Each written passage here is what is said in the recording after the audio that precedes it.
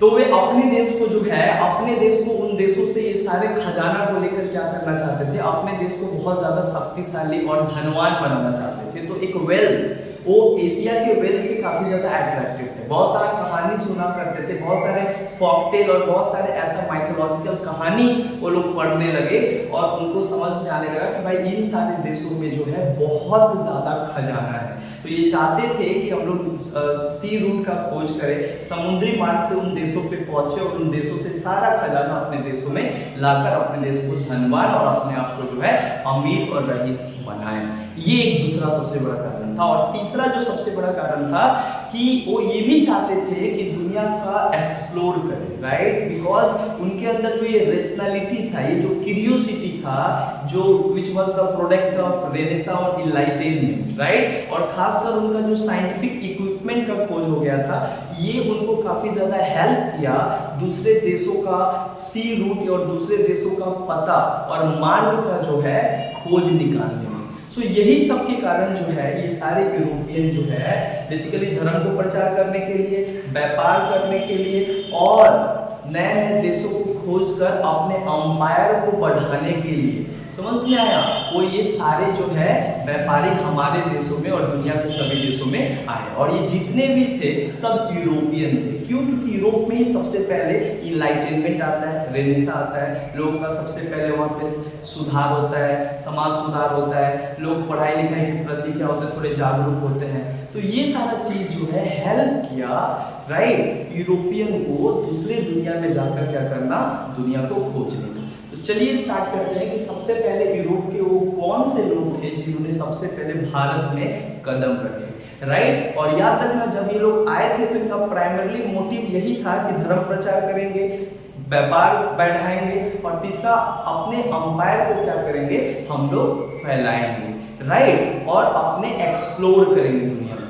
लेकिन यहाँ पे आने के बाद क्या होता है, इन लोग का ये मनसा चेंज हो जाता है। जब ये देखते इतना सारा धन और ये ट्रेडिशनल समाज है जहाँ के लोगों का इसका मूल्य नहीं पता है, इंपॉर्टेंस नहीं पता है, क्योंकि यहाँ के लोग जो है वो बड़बड़ जाति के थे, पढ़े लिखे नहीं थे, अनपढ़ थे, उतना ज़्यादा नहीं पता था साइंस के बारे में, इंपॉर्टेंस के बारे में, रेशनैलिटी के बारे में, ये सब नहीं पता था। और इसका उन लोगों ने क्या किया, फायदा उठाया और आकर जो व्यापार करने आए थे वही यहाँ के क्या बन गए, बेसिकली शासक बन गए। और हम लोग जो है अपने ही देश में जो है हम लोग गुलाम बन गए। तो चलिए इसके बारे में स्टार्ट करते, कौन कैसे कैसे आए थे। तो सबसे पहले इसमें बात आता है 1492 1492 में जो है यूरोप का एक जो है नाविक जो है सबसे पहले क्या करता है, जाता है और क्या करता है, अमेरिका का खोज कर देता है। हालांकि 1492 में जो व्यक्ति सबसे पहला व्यक्ति था जिसने पहले दुनिया में जाकर क्या किया, किसी दूसरे देश का खोज किया, उस व्यक्ति का नाम था कोलंबस। क्या नाम था? कोलंबस।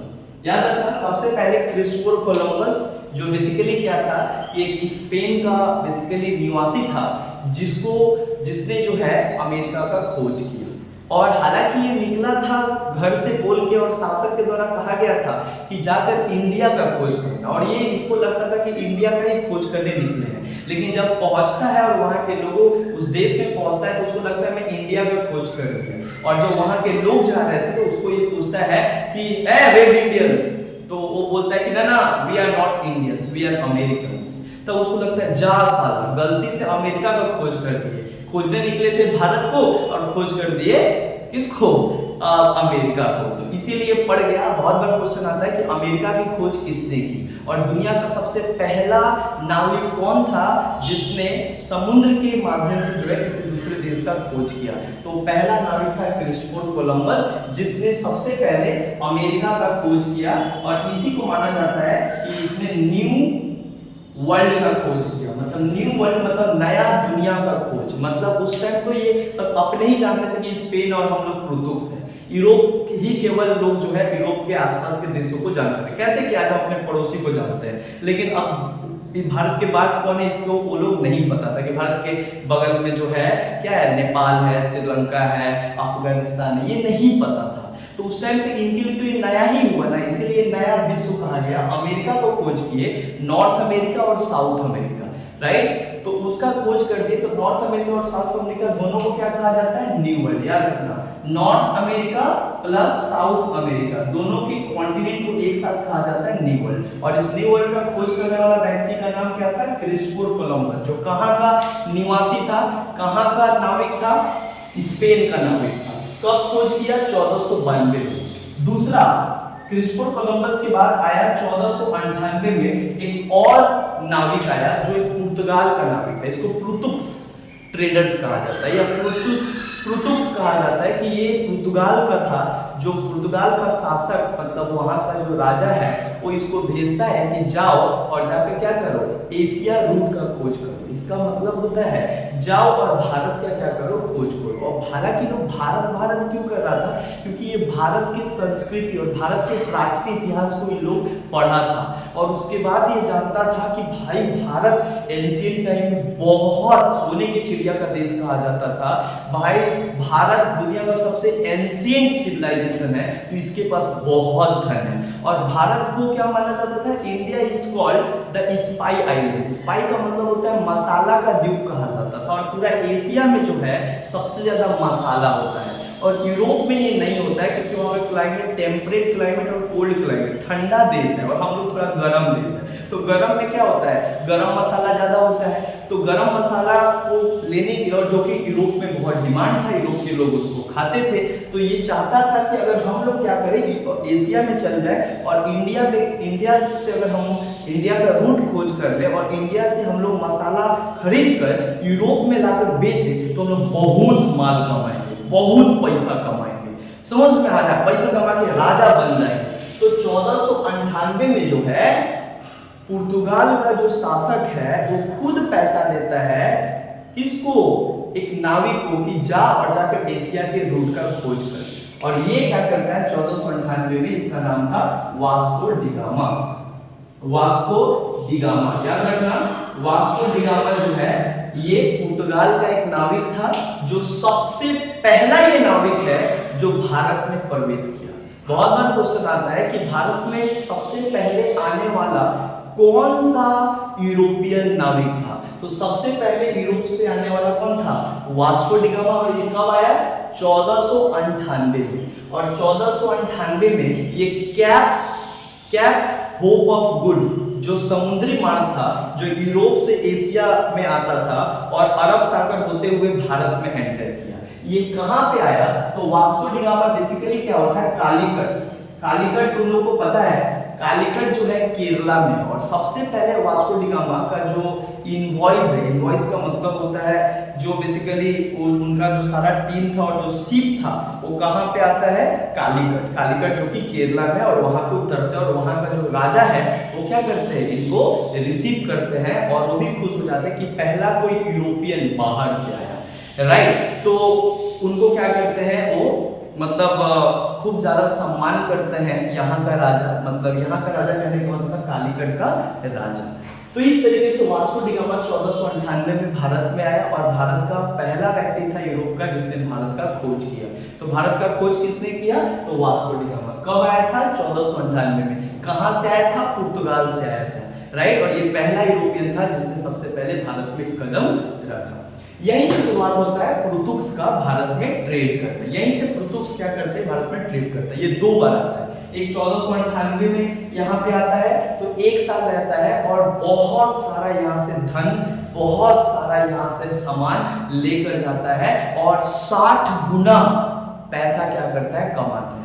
कहा जाता है बहुत सारे इतिहासकारों के द्वारा कि ये जितना पैसा खर्चा करके आया था कालीकट, राइट, घूम फिर के आया था क्योंकि इसको सही डायरेक्शन पता नहीं था लेकिन पता कर लिया, तो जितना पैसा खर्चा हुआ था इसको आने में उससे 60 गुना वसूल लिया भारत से। जब ये गया यूरोप में, पुर्तगाल में, तो बेहिसाब पैसा लेकर गया और भारत से बहुत पैसा कमाया। तो पुर्तगाल के शासक भी खुश हो गया कि रे साला इतना पैसा कहाँ से? तो बोलता है भारत में इतना तो जस्ट थोड़ा सा पैसा, भारत में बहुत पैसा है। तब बोलता है कि ये काम कर, फिर जो, तो 1502 में फिर इसको भेज देता है कि 1502 में फिर जो, और इस तरीके से क्या होता है कि लोग व्यापार करना स्टार्ट करते हैं। लेकिन हालांकि पुर्तगाल वहाँ पे व्यापार करने के बाद धीरे धीरे व्यापार करता है और उसके बाद व्यापारिक फैक्ट्री वहाँ पे लगा लेता है और बहुत सारा भारत के जो एरिया था, मतलब जो बहुत सारा जो क्षेत्र था उसको कैप्चर कर लिया था, जिसको कॉलोनी बना लिया। कुछ देखते ही देखते इसका इतना ना ज़्यादा, मतलब पुर्तगाल का इतना ही ना ज़्यादा भारत में जो है मतलब व्यापार पे अधिकार हो गया था कि देखते देखते अपना खुद का क्या बना लिया था, अपना भारत के शहरों के ऊपर कब्जा कर लिया था। तो कौन कौन सा इसका मेनली ट्रेडिंग पोस्ट है, इसको कहा जाता है व्यापारिक कोठी। जिस व्यापारिक कोठी पे जो है ये इसका अधिकार था, ये बना देता था और बोलता था ये पुर्तगाल का है, ये पुर्तगाल के अंतर्गत है। जैसे वास्को डी गामा क्या किया, कहां पे पुर्तगाल का कैप्चर था, तो बता रहे भारत में पुर्तगाल का सबसे बड़ा जो कैप्चर किया, सबसे पहले जो कैप्चर किया वो किसको किया, कालीकट। कालीकट के बाद कन्नौर, क्या है, कालीकट के बाद कन्नौर, और बाद के दिनों में जो है ये किसको कैप्चर किया, मासुलीपट्टम। किसको, मासुलीपट्टम, मासुलीपट्टम को कैप्चर किया। और उसके बाद जो है गोवा, गोवा इसका सबसे बड़ा क्या है, पुर्तगाल का सबसे बड़ा जो व्यापारिक केंद्र था वो कहां पे है, गोवा में है। और गोवा जो है आगे चलकर पुर्तगाल का क्या बना, मुख्यालय बना, capital of the Portuguese in India. Bharat में पुर्तुग्सों का जो मुख्यालय था, व्यापारिक मुख्यालय था, वो क्या था, गोवा। और गोवा को कैप्चर कर इस तरीके से भारत में पूरा तरीके से, अकेले थे ना, इसके पहले तो कोई व्यापारी आए नहीं थे, तो पूरा भारत से ही व्यापार करता था, खूब यहाँ से जो है धन लेकर जाता था और खूब। और भारत में क्रिश्चियनिटी को भी क्या किया, ये स्प्रेड किया, राइट। गोवा में जो है सभी को क्रिश्चियन बना दिया, जितना भी वहाँ के लोग थे भारतीय, उनको ये जो है क्रिश्चियन धर्म ने क्या किया, कन्वर्ट करवा दिया। तो ये जो पुर्तुग्स था, ये देखिए कि 1498 में आया और कालीकट के ऊपर सबसे पहले है, कालीकट कैप्चर किया, कन्नौर कैप्चर किया, मासुलीपट्टम कैप्चर किया, गोवा कैप्चर किया। और ये इसका जो सीप था, राइट, नौसेना के दम पे जो है ये क्या करता है, भारत में एंटर करता है और भारत के बहुत सारे भागों में जो है अपना व्यापारिक कोठी स्थापित करता है। तो यहाँ पे समझ में आया। बाद के दिनों में क्या होता है कि जब अंग्रेज आ जाते हैं तो पुर्तुग्स जो है बेसिकली क्या होते हैं, कमजोर पड़ जाते हैं। तो अंग्रेजों ने भले देर से आया लेकिन पुर्तुग्स को पूरी तरीके से जो है भगा दिया कि भाई भारत में जो है एक ही व्यापारी यूरोप का होगा जो पूरे भारत के ऊपर कैप्चर करेगा और भारत में जो है वो व्यापार करेगा, और वो होगा कौन, अंग्रेज। तो अंग्रेजों ने क्या किया, इसको बाध्य किया पुर्तुग्स को कि अपना सारा जितना भारत में जो व्यापारिक कोठी है वो क्या करो, अंग्रेज को सौंप दो। पुर्तगाल को जो है छोड़ना पड़ा, एक्सेप्ट गोवा, गोवा को नहीं छोड़ा, बाकी सबको दे दिया। वो बम्बई को भी जो है पुर्तुग्स के कैप्चर में था बम्बई। तो जो बम्बई का जो पुर्तुग्स था ना, वो क्या करता है कि एक चार्ल्स टू अंग्रेज जब आया था तो चार्ल्स टू को जो है बम्बई जो है दहेज में दे दिया था, क्योंकि पुर्तुग्स जो यहाँ का शासक था, मतलब जो ये यहाँ का जो वायसराय था, वो क्या किया था, अपने बेटी का शादी चार्ल्स टू बोल के एक अंग्रेज था उसके साथ करवाया था, और इसके बदले में जो है वो दहेज दे दिया था दान बम्बई। तो याद रखना बम्बई जो है वो पुर्तुग्स का ही उसके ऊपर अधिकार था। बाद में पुर्तुग्स का शासक अंग्रेज आया था चार्ल्स टू, उस व्यापारी को जो है दे दिया। क्यों दिया, क्योंकि उसके बेटी को जो है उसके बेटी से उसको शादी करवाया। तो ये सारा चीज कहानी था। अच्छा, पुर्तुग्स का कुछ कुछ क्या है, कंट्रीब्यूशन भी है भारत में। ऐसा नहीं कि इन्होंने भारत में खूब लूटा, खुद व्यापार किया, राइट, लेकिन इनका कुछ कुछ क्या है, बहुत बड़ा अचीवमेंट भी है जो भारत के लोगों को इन्होंने सिखा दिया। तो इनका क्या क्या अचीवमेंट है, पुर्तुग्स ने भारत में आकर जो है भारतीयों को जो है कल्टीवेशन ऑफ पोटैटो और कल्टीवेशन ऑफ टोबैको, इसका मतलब होता है तंबाकू का खेती और आलू का खेती, आलू खाना और गांजा पीना, दोनों ही क्या किया, यही शुरुआत किया। साथ ही साथ क्या है कि वो सबसे पहले बोटनी का शुरुआत किया। इसका मतलब प्लांट में साइंटिफिक तरीके से खोजबीन करना और स्टडी करना क्या करता है, ये स्टार्ट करता है।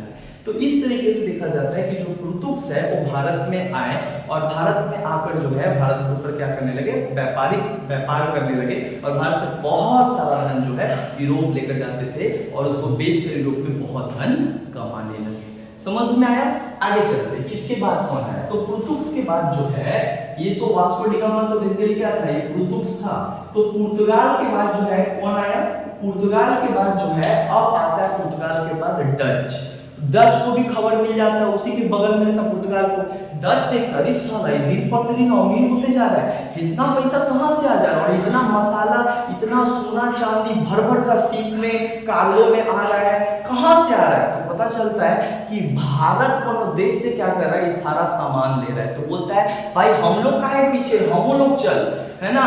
तो उसी के बगल में एक देश था, जिस देश का नाम क्या था, डच, जिसको हम लोग डच कहा जाता है। तो ये जो डच थे, डच के शासक भी क्या करता है, नाविकों को फोर्स करता है कि तुम जाओ और जाकर व्यापार करो। और डच क्या बोलता है कि 1556 में क्या करता है, 1556 में क्या करता है, वो बेसिकली वहां से चलता है और भारत आकर जो है पहुंचता है। और भारत में आकर 1602 में डच ईस्ट इंडिया कंपनी बनता है। याद रखना, डच ईस्ट इंडिया कंपनी, मतलब ये लोग अपना एक कंपनी बनाता है जो भारत में क्या करेगा, भारत के साथ व्यापार करेगा।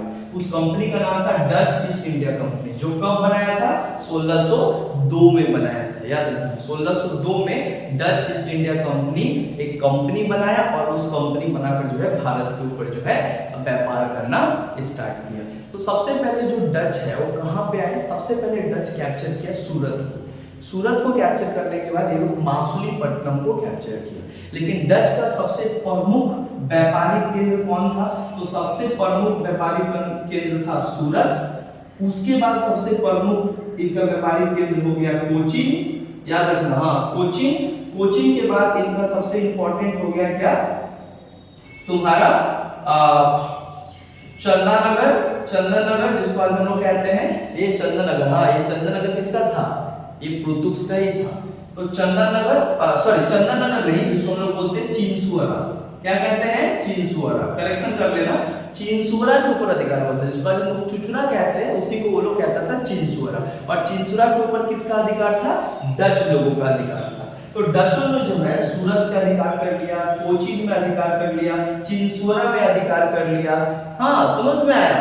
और इस तरीके से जो है इन सभी पे अधिकार करके जो है वो लोग क्या करने लगे, व्यापार करने लगे भारत के साथ, राइट। तो ठीक इसी टाइम पे क्या होता है, डच लोग आते हैं, जैसे कि हम बता दिए 1596 में वहां से चला, 1602 में जो है इस डच ईस्ट इंडिया कंपनी बना और इस कंपनी को बनाकर वो भारत से व्यापार करने लगे और भारत के कुछ इलाकों पे जो है इनका अधिकार हो गया, जैसे कि सूरत, जैसे कि कोचीन, जैसे कि चिंसुअरा, इन सभी पे जो है इनका अधिकार हो गया। डच के बाद जो है भारत में जो आए उनको हम लोग कहते हैं इंग्लिश, राइट। डच के बाद कौन आया भारत में, इंग्लिश है। अंग्रेजों ने जो है भारत में ये लोग भी जो है कहाँ पीछा रहा, ये लोग भी जो है आ गया। जब सबको देखने लगा, इंग्लैंड देखा, इंग्लैंड सबसे लेट में आया, लेकिन इंग्लैंड और फ्रांस सबसे लेट में आया। लेकिन लेट में आने के बावजूद भी जो है जितने भी उसमें यूरोपियन व्यापारी भारत में व्यापार कर रहे थे, राइट, वो सबको जो है अपने नेवी के दम पे और अपने मिलिट्री के दम पे इन लोगों को यहाँ से धक्का मार के भगा दिया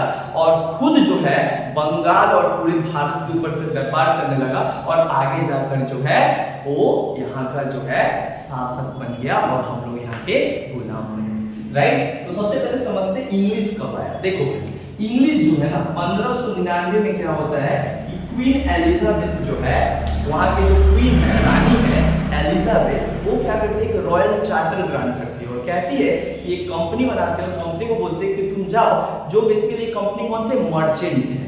ये किस तरीके का कंपनी थे, टेक्सटाइल कंपनी था। टेक्सटाइल मतलब जो कपड़ों का व्यापारी, मतलब सूती कपड़ों का व्यापार करने के लिए अंग्रेज इंग्लैंड से जो है ये भारत आए थे। भारत, हालांकि भारत में वो क्यों आए थे, क्योंकि भारत जो है काली मिट्टी का देश कहा जाता है। गुजरात, सूरत, यहाँ पे जो है कॉटन का खेती बहुत ज्यादा होता है, कपास का खेती बहुत ज्यादा होता है और वो लोग इसी के लिए, कपास की खेती के लिए, सिल्क के लिए, स्पाइस के लिए, समझ में आ रहा है, वो भारत आए थे।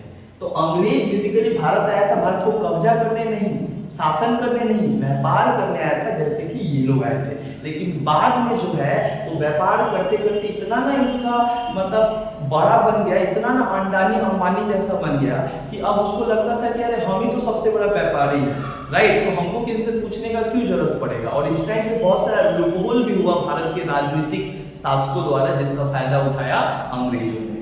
तो 1599 में ये भारत उधर से चला और आकर यहाँ से क्या किया, 1600 में क्या करता है, ये अपना एक कंपनी बनाता है जिसका नाम है ईस्ट इंडिया कंपनी।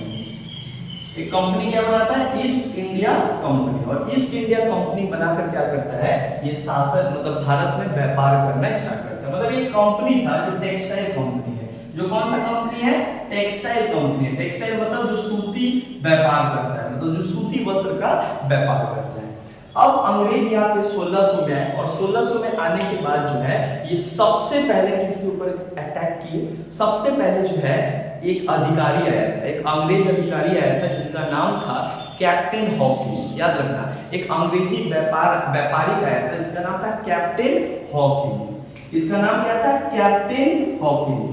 ये जो कैप्टन हॉकिंस था ना, कैप्टन हॉकिंस आया था 1609 में और ये जाकर क्या किया, उस समय के जो हमारे मुगल साम्राज्य का शासक था, राइट, जो दिल्ली पूरे भारत पे शासन कर रहा था, जिनका नाम था जहांगीर। तो जहांगीर से ये परमिशन लिया कि हम भारत में व्यापार करना चाहते हैं और हमको भारत में व्यापार करने दिया जाए और एक हम कोठी बनाना चाहते हैं, कोठी भी बनाने का अधिकार दिया जाए। लेकिन जहांगीर उस टाइम क्या करता है, ये अंग्रेजों को अधिकार नहीं देता है क्योंकि वो ऑलरेडी डच और पुर्तगाल से परेशान था, तो इसको अधिकार नहीं देता है।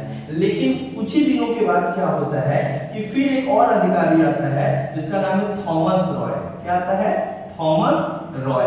और थॉमस रॉय को 1612 में क्या होता है, सॉरी 1615 में थॉमस रॉय क्या करता है, जाता है कहां पे, थॉमस रॉय जाता है जहांगीर के पास और बोलता है हमें व्यापार करने का अधिकार भारत के अन्य राज्यों में दी जाए।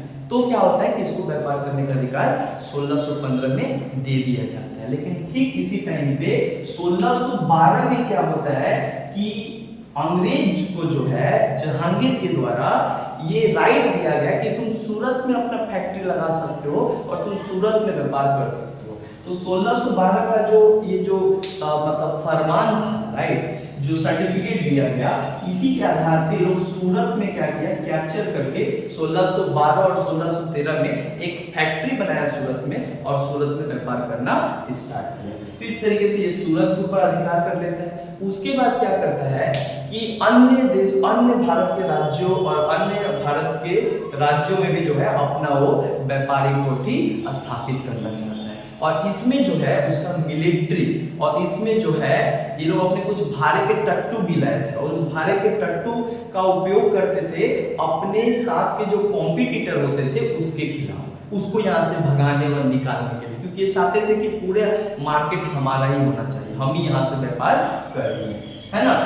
तो सूरत के ऊपर इनका क्या होता है, अंग्रेजों का कैप्चर हो जाता है। सूरत के बाद धीरे धीरे मासूलीपट्टनम पर कैप्चर हो जाता है। उसके बाद के दिनों में क्या होता है, मद्रास जो है बेसिकली पुर्तगालों का मद्रास था, लेकिन मद्रास पे फ्रांस का अधिकार हो गया था बाद के दिनों में, लेकिन वो भी जो है छीन लिया था। और देखते देखते इंग्लिश जो है वो पूरा भारत में जो है वो व्यापार करना स्टार्ट किया। तो कैसे आए 1600 में east India company, captain Hawkins, Thomas Roy, ये सारा जो है अंग्रेजों ने देर आया दुरुस्त आया, लेकिन जो है इनका आर्मी मतलब इनका नेवी बहुत अच्छा था, जिसके आधार पे जो है ये भारत में बहुत जल्दी अपने सारे कॉम्पिटिटर को सल्टा कर पूरे भारत में जो है व्यापार करने लगे। अब इसी के साथ एक और आया था, मतलब एक और व्यापारी आया था, यूरोपियन व्यापारी आया था, यूरोप देश से आया था, जिसका नाम था फ्रांस। फ्रांस के भी कुछ क्या व्यापारी आए थे भारत में, है ना।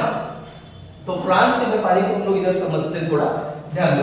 तो फ्रेंच से जो आया था, इसका मतलब होता है फ्रांस से जो आया था वो कब आया था और कैसे आया था। देखो जो फ्रांस के व्यापारी थे ना वो थोड़े लेट से आए थे, अंग्रेजों के बाद, मतलब अंग्रेजों के बाद जो है फ्रांसीसी आए थे।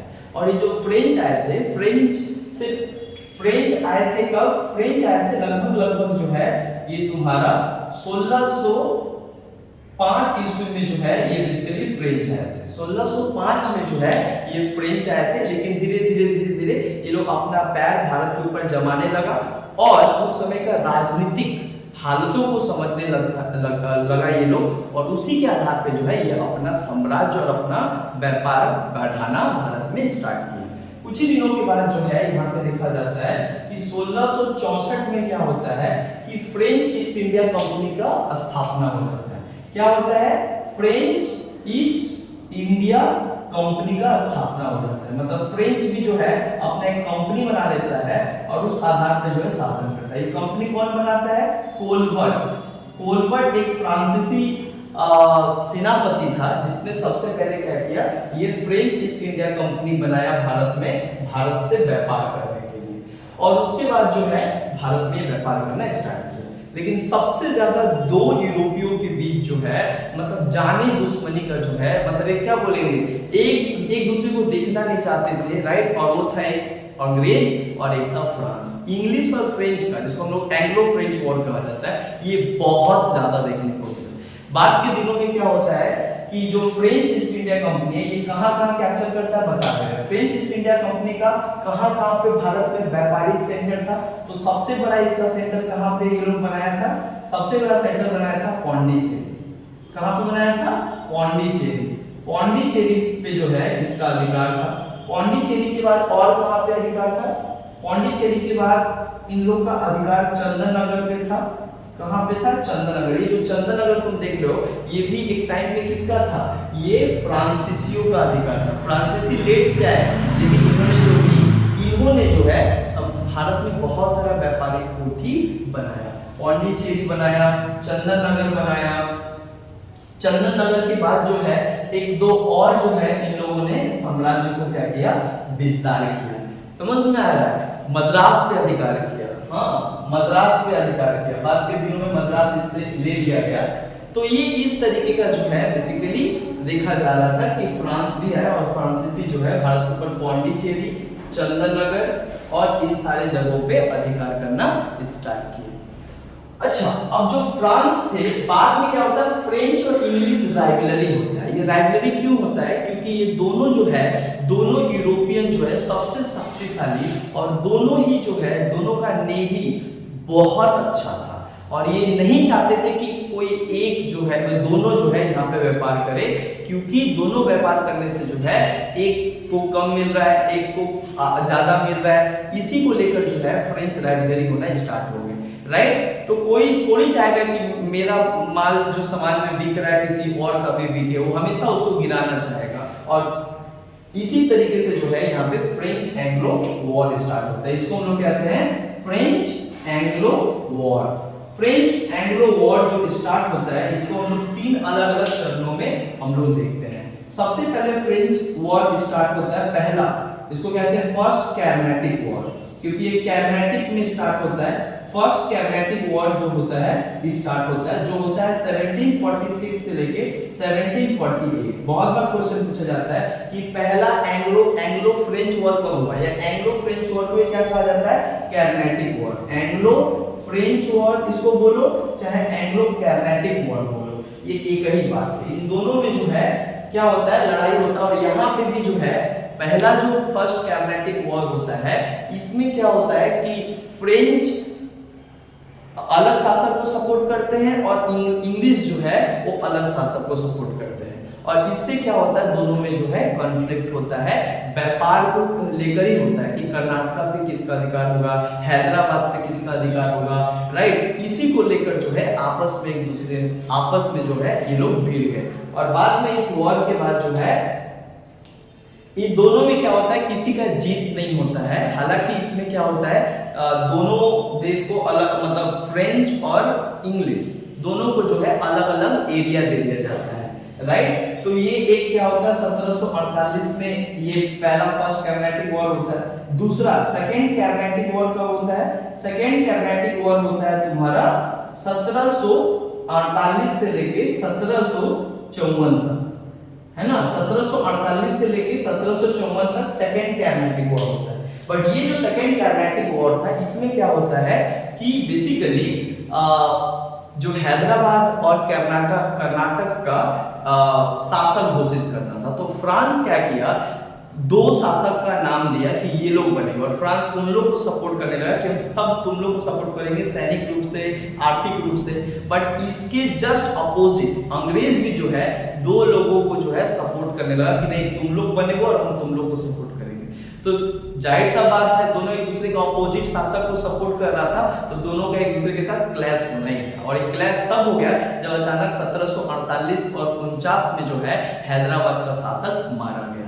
तब जो है कर्नाटका का कौन शासक बनेगा, तो चांदनी साहिब, चांदा साहिब या चांदा साहिब एक शासक था जो फ्रेंच सपोर्ट किया, है ना। और दूसरे तरफ जो इंग्लैंड है वो दूसरे शासक को सपोर्ट किया। इन दोनों में जो है वॉर हो जाता है।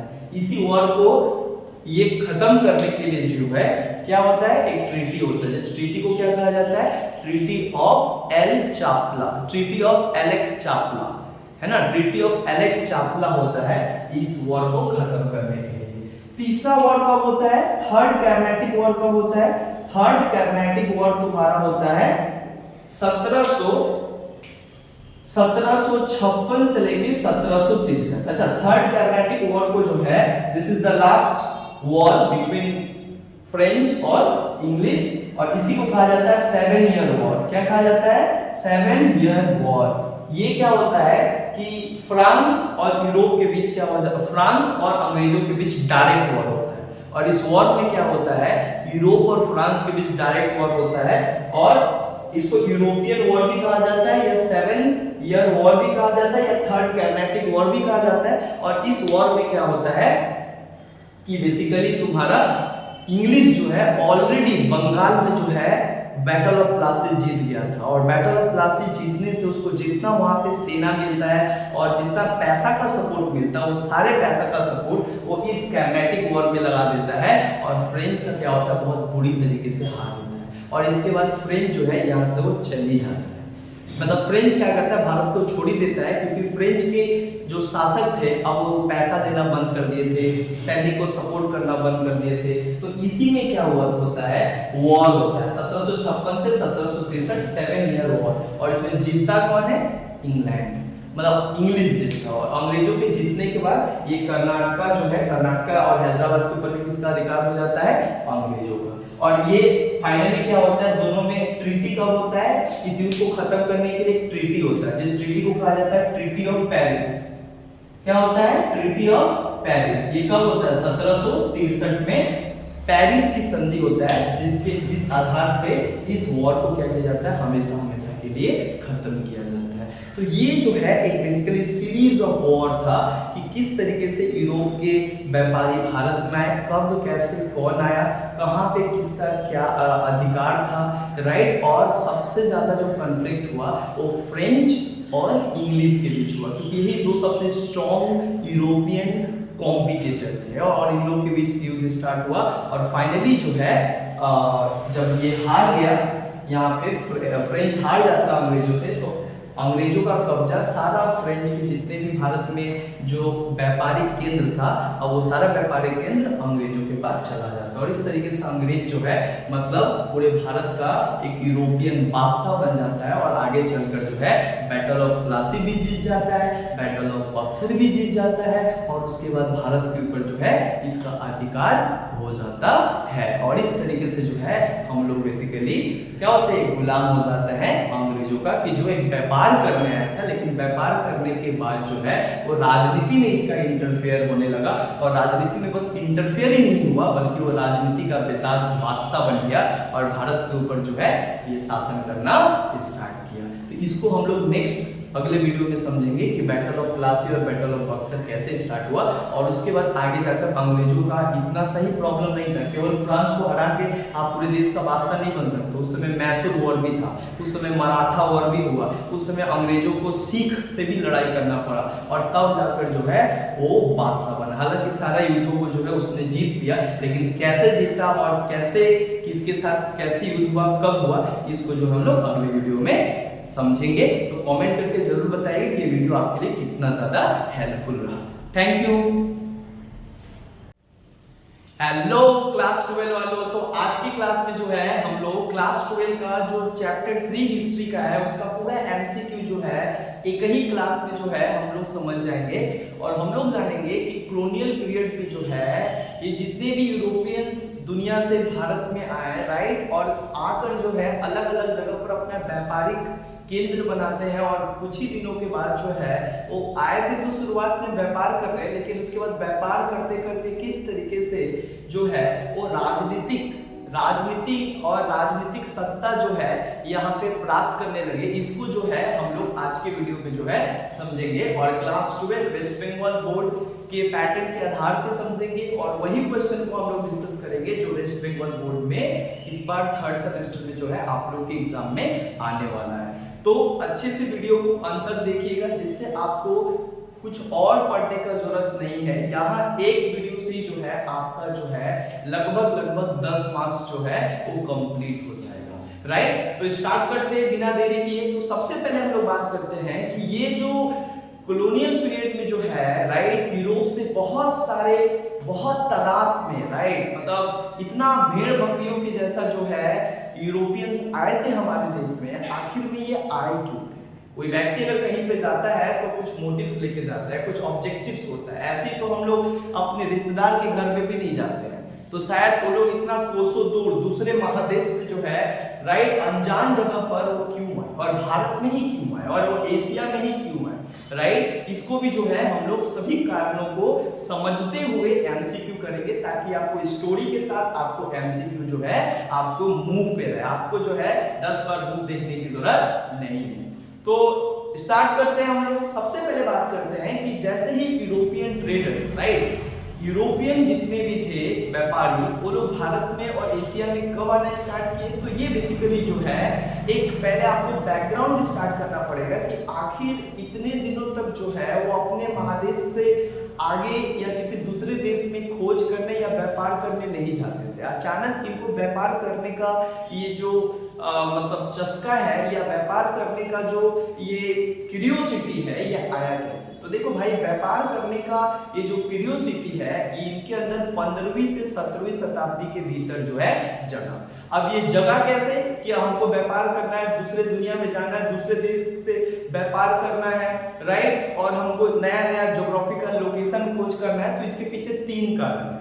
सबसे पहला, जिस टाइम पे ये लोग क्या करने लगे कि पूरे दुनिया में जो है अलग अलग सी रूट का खोज करने लगे, अलग अलग महादेशों का खोज करने लगे। आखिर में महादेश और देशों को क्यों खोज करना चाहते थे, इसके पीछे एक बहुत बड़ा कारण क्या है कि ध्यान समझना, डिस्कवरी एज स्टार्ट हुआ। ये कि सबसे पहले यूरोप में क्या होता है डिस्कवरी एज है। डिस्कवरी एज का मतलब होता है कि 15वीं से 17वीं शताब्दी के बीच राइट इस समय यूरोप में जो है सारे जितने भी लोग थे और वहाँ के जो शासक होते थे उन लोगों ने जो है अपने लोगों को ये आज़ादी दी और बिजनेसमैन को कि अब हम लोग बहुत व्यापार कर लिया अपने देश के अंदर, अब हमें जरूरत है कि हम अपने व्यापार को क्या करना, फैलाना। और इसके लिए जो है उनको दूसरे देशों के साथ संपर्क करना पड़ेगा और दूसरों देशों के साथ संपर्क करने के लिए सबसे पहले हमें सी रूट, इसका मतलब होता है समुद्री मार्ग का खोज करना पड़ेगा कि किस समुद्री मार्ग से जो है हम लोग किस देश में पहुंच सके। ऐसा ना हो कि हम लोग समुद्र पकड़े और पता चला कि समुद्र में ही घूमते रह गए, है ना, कोई देश भी नहीं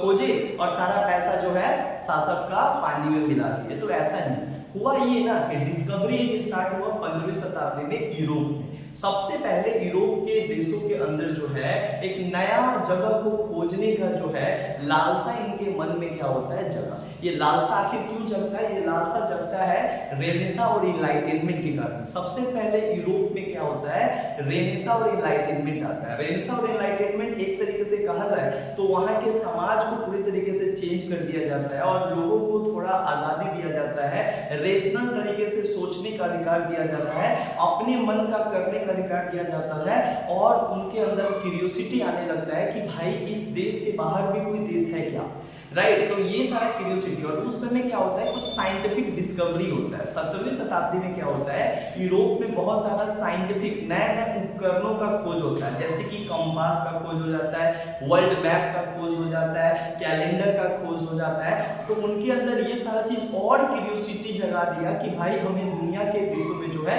भ्रमण करना है। और खासकर यूरोप के जितने भी लोग थे वो लोग क्या थे, क्रिश्चियन थे। तो वहाँ के शासक भी क्या करते थे, क्रिश्चियन धर्म को पूरी दुनिया में और पूरे संसार में फैलाने के लिए जो है वो चाहते थे कि नए नए टेरिटरी को खोज करें ताकि वहाँ पे भी जो है क्रिश्चियन धर्म को प्रचार करें। तो एक उनका ये क्या है कि जितने भी जो ज्योग्राफिकल लोकेशन का वो लोग खोज करने निकले उसके 3 मोटिव था। सबसे पहला मोटिव क्या था कि हम अपने धर्म को प्रचार करेंगे, to spread the idea of Christianity. वो मानते थे कि ईसाई धर्म का प्रचार प्रसार करना हमारा क्या है, एक धर्म है और उस धर्म के अनुसार जो है हमें पूरी दुनिया में फैलाना होगा। और इसीलिए जो है वो एक जगह से दूसरी जगह अपने देश को छोड़ के अलग अलग देशों का खोज करना स्टार्ट की। दूसरा सबसे बड़ा कारण क्या होता है कि वो लोग क्यों अपने देश से निकल के दूसरे देश में जाना चाहते थे, उसका एक दूसरा सबसे बड़ा कारण था कि उनके मन में क्यूरियोसिटी आने लगा कि भाई दुनिया में और एक बहुत सारे अलग अलग देश है और अलग अलग देशों में बहुत बहुमूल्य पदार्थ और बहुमूल्य जो है वस्तु पाया जाता है, और अगर हम लोग चले गए और हम लोग को मिल गया तो हम लोग बहुत धनीशाली बन जाएंगे।